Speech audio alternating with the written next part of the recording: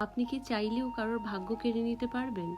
আপনি যদি যথেষ্ট ক্ষমতাশালীও হন, আপনার কাছে যদি হিউজ অ্যামাউন্টও থাকে, তাও কি আপনি পারবেন কারোর ভাগ্য কেড়ে নিতে?